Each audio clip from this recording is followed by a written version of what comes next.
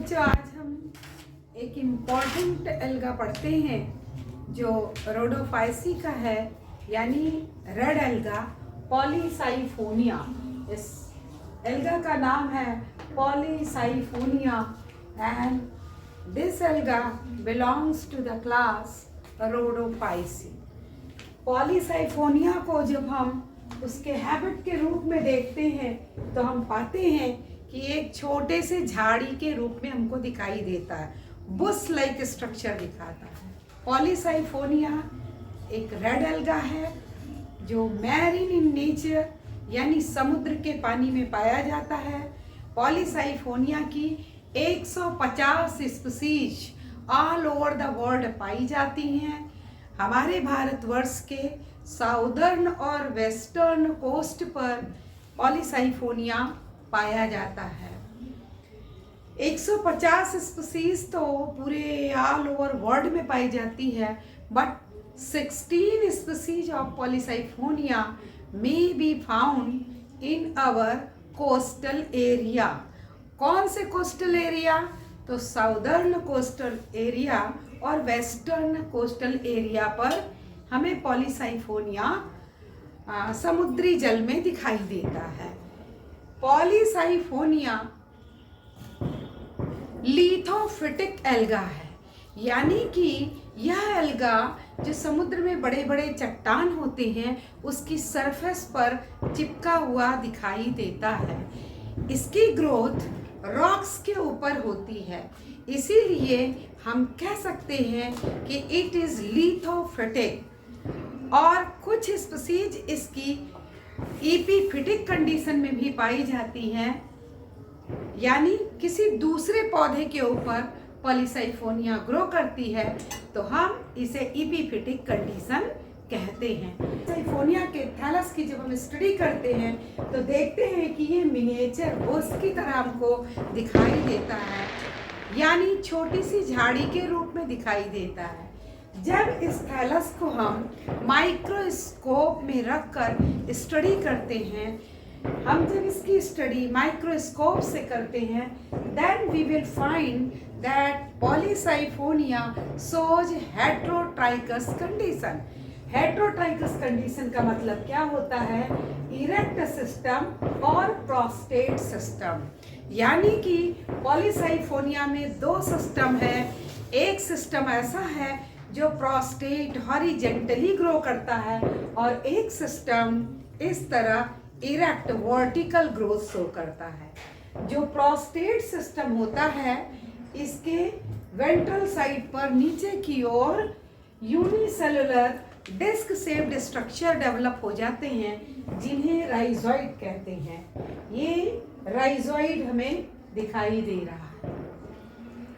अगर इस पॉलीसाइफोनिया के सेलुलर ऑर्गेनाइजेशन को हम देखें, सेल के कंडीशन को देखें, तो हम पाते हैं कि पॉलीसाइफोनिया की बॉडी में, इसके थैलस में हमें एक सेंट्रल साइफोन दिखाई देता है जो चारों ओर से पेरी सेंट्रल साइफोन से घिरा रहता है।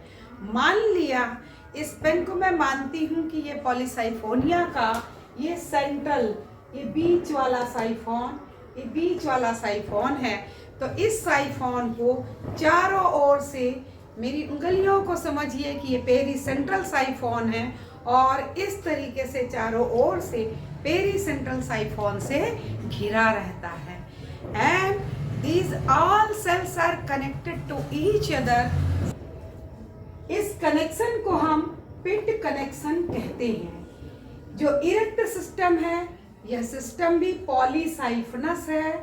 पॉलीसाइफनस यानी multisiphonous, that's why the genus is called Polysiphonia. क्योंकि मल्टीसाइफनस कंडीशन हमको दोनों सिस्टम में दिखाई देता है, इसीलिए इस जीनस को हम पॉलीसाइफोनिया कहते हैं। यहाँ इरेक्ट सिस्टम और प्रोस्टेट दोनों पॉलीसाइफनस कंडीशन में हमें दिखाई दे रहा है। बीच का ये जो साइफोन है, इस साइफोन को हम सेंट्रल साइफोन कहते हैं, जबकि जो सेंट्रल साइफोन के चारों ओर साइफोन है that siphon is called pericentral siphon. Polysiphonia ये डायोसियस पौधा है। डायोसियस का मतलब कि ये मेल गैमेटोफाइट है, ये फीमेल गैमेटोफाइट है, यानी मेल सेक्स ऑर्गन एक पौधे पर ग्रो करता है और फीमेल सेक्स ऑर्गन दूसरे पौधे पर ग्रो करता है। इसीलिए मैंने इसके दो थैलस बनाए, one is the male plant, other is the female plant. अब हम मेल प्लांट पर देखते हैं कि यहाँ लेटरल साइड में मोनोसाइफनस ब्रांच डेवलप होती है। इस मोनोसाइफनस ब्रांच को हम ट्राइकोब्लास्ट कहते हैं। ट्राइकोब्लास्ट जब मेल सेक्स ऑर्गन का डेवलपमेंट होता है उस समय ये पॉलीसाइफनस कंडीशन में हो जाता है और पेरीसेंट्रल साइफोन की स्थिति को अगर हम देखें, बीच में है सेंट्रल साइफोन, दोनों ओर हमको दिखाई देता है पेरीसेंट्रल साइफोन। पेरीसेंट्रल साइफोन आउटसाइड की ओर, बाहर की ओर प्रत्येक साइफोन से एक या दो स्फेरिकल बॉडी डेवलप कर जाती है, यानी ये पेरीसेंट्रल साइफोन।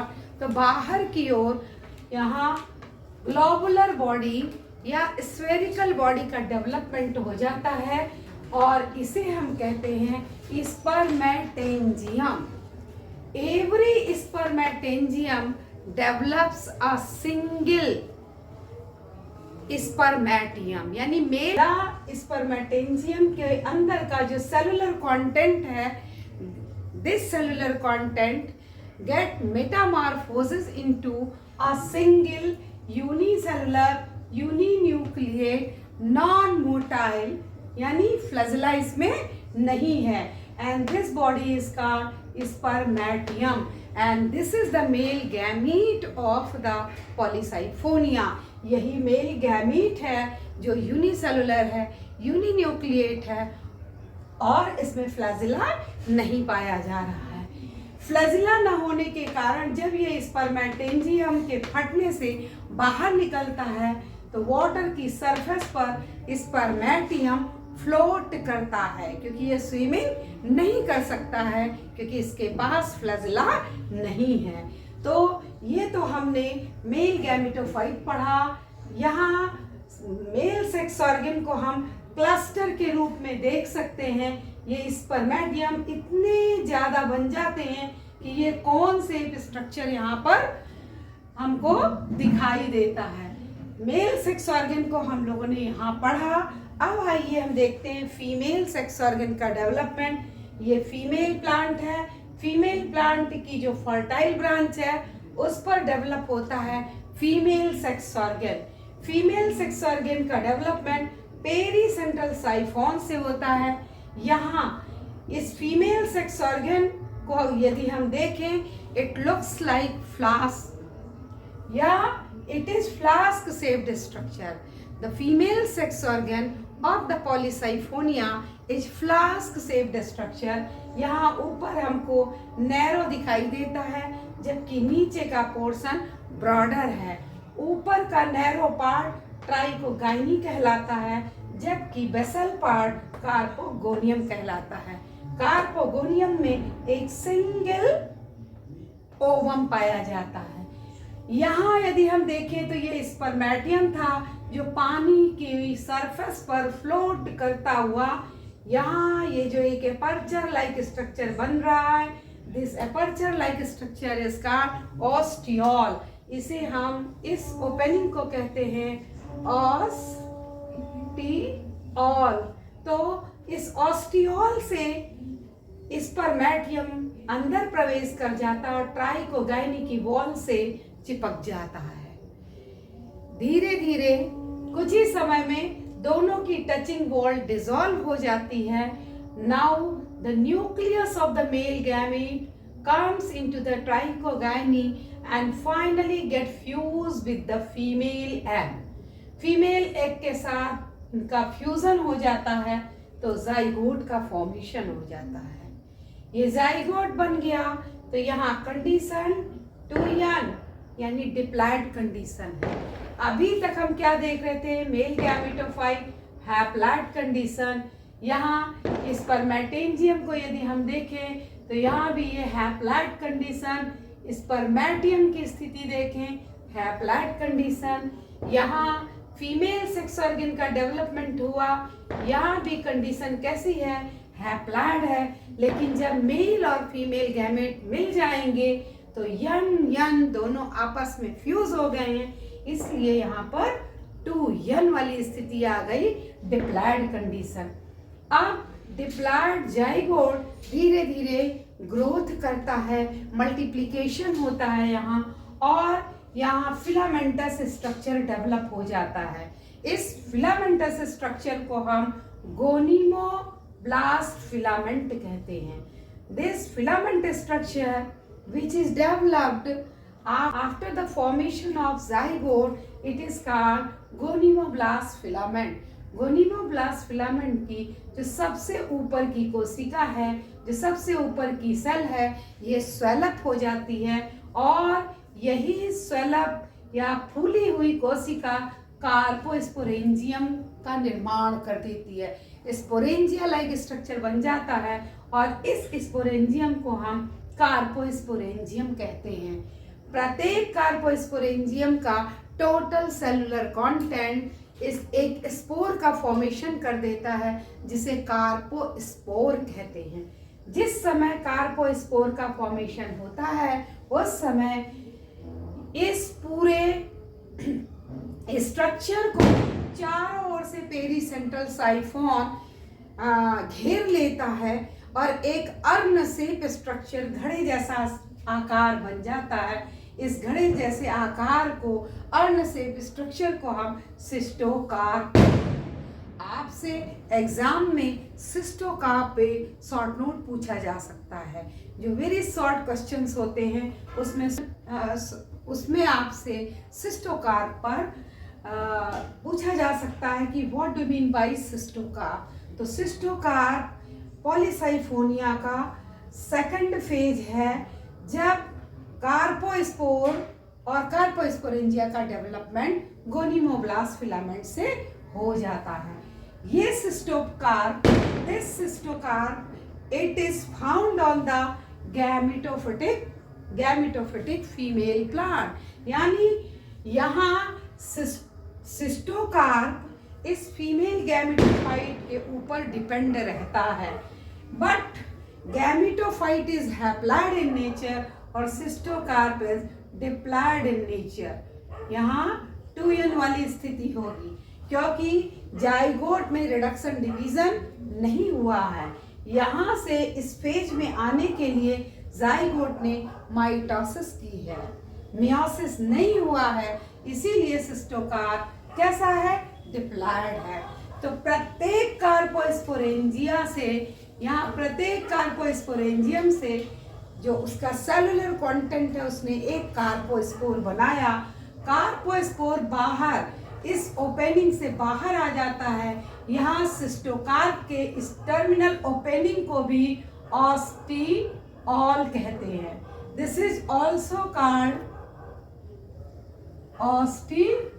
ऑस्टियोल कहते हैं। अब ये कार्पोस्पोर पानी में आ जाता है। कार्पोस्पोर की स्थिति देखें तो this carpospore is unicellular, uninucleate and non motile structure. It is diploid in nature. क्योंकि डिप्लॉयड, सिस्टोकार्प डिप्लॉयड है तो कार्पोस्पोर भी 2n यानी डिप्लॉयड कंडीशन में है। अब इस कार्पोस्पोर का जर्मिनेशन शुरू होता है, बार बार इसमें रिपीटेड डिवीजन होता है। इस कार्पोस्पोर से एक नए स्टेज का जन्म होता है, एक नई फेज बन जाती है। This phase is called tetrasporophyte, और टेट्रास्पोरोफाइट भी 2n वाली स्टेज है। Tetrasporophyte is very similar to the gametophyte. अगर हम गैमेटोफाइट दोनों देखें, मेल फीमेल, तो उसी तरह का ये स्ट्रक्चर यहाँ बनता है, लेकिन गैमेटोफाइट हैप्लॉइड है जबकि टेट्रास्पोरोफाइट डिप्लॉयड है।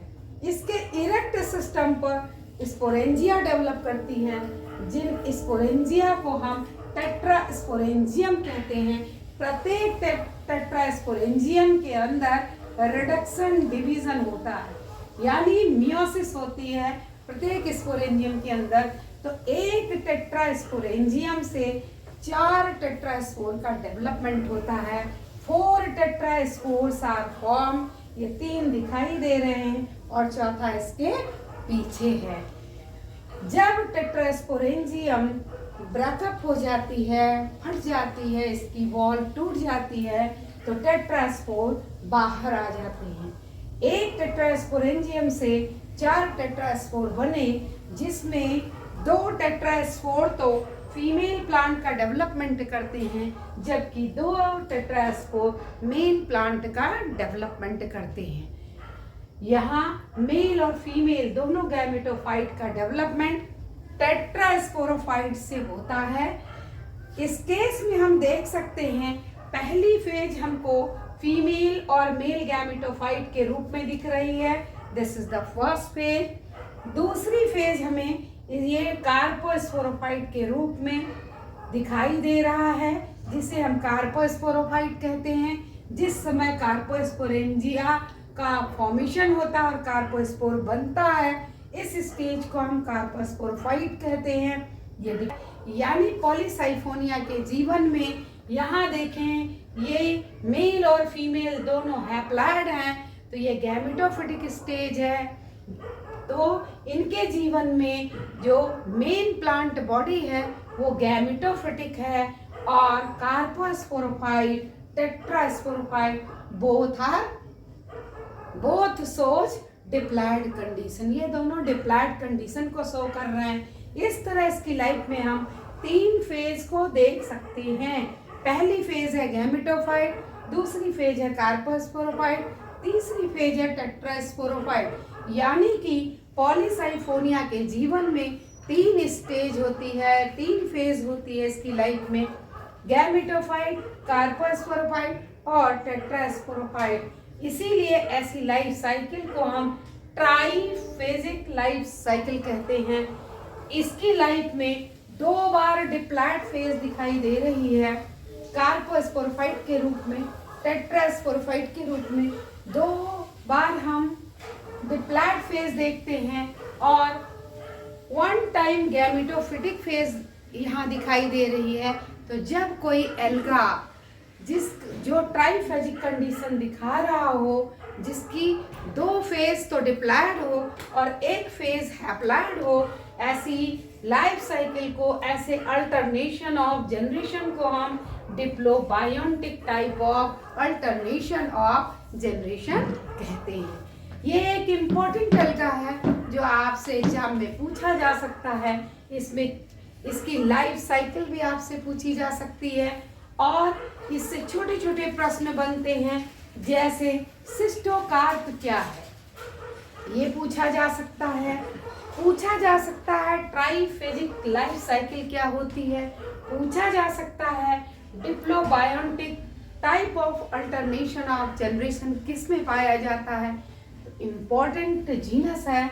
इसकी लाइफ साइकिल को आप, अगर आपसे पूछा जाता है लाइफ साइकिल, तो सारे डायग्राम को बनाते हुए आप ट्राइफेजिक लाइफ साइकिल या डिप्लोबायोटिक अल्टरनेशन ऑफ जनरेशन के द्वारा पॉलीसाइफोनिया की लाइफ साइकिल को दर्शा सकते हैं।